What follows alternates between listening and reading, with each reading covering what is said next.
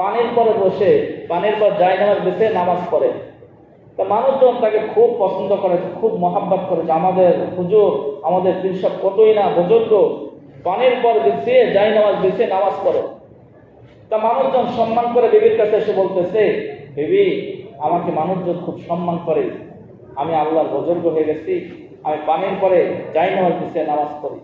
তা বিবি বলতেছে, এটা তোমার জন্য না, তোমার কেরামতি না, এটা এটা আমার কেরামতি। বলে, কি কর তুমি? আমি নামাজ কালাম করে, নফল নামাজ পড়ি, আল্লাহ নৈকট্য হাসিল করি, এজন্য আল্লাহ তাআলা আমাকে এই কেরামতি দিয়েছে। বলে, তাই নাকি? তুমি আসো আসো আমার সাথে, তাহলে একটু খেলা হয়ে যাক তোমার। ঠিক আছে, 2 দিন আমাকে সময় দাও। কয়দিন সময় দাও? 2 দিন আমাকে সময় দাও। এবার 2 দিন স্ত্রীর সময় নিয়েছে। 2 দিন পরে স্ত্রী বলতেছে, এবার তুমি যাও, তোমার ভক্তবন্ধুদের একটু দেখাও যে তুমি পানির পর কিভাবে বিছিয়ে নামাজ পড়ো। তা বুজুর্গ জায়নামাজ নিয়ে চলে গেছে। যাওয়ার পরে পানির পর যতই জায়নামাজ বিছায়, জায়নামাজ আর ভেসে ওঠে না। কি ওঠে না? জায়নামাজ তলিয়ে যাইতেছে। এখন লজ্জার বিষয় না?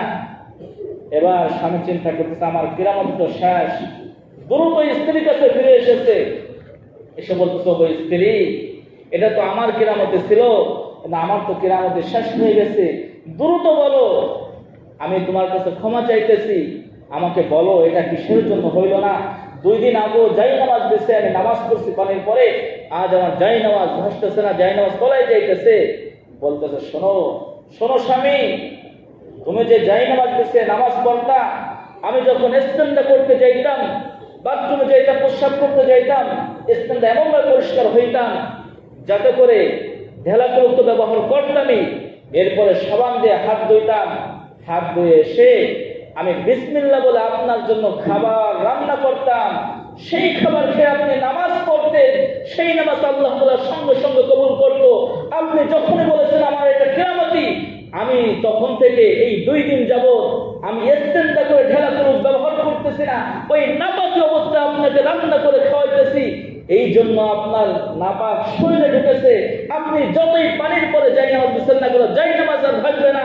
এ মুসলমান, আজ দেখেন ঢেলাকুলুক ব্যবহার না করার জন্য বুজুর্গের, পীর সাহেবের বুজুর্গের কিরামতি কি হয়ে গেছে? শেষ হয়ে গেছে। আজ দেখেন, আজ আমার আপনার ঘরের মানুষ কিভাবে নামাজ পড়তেছে।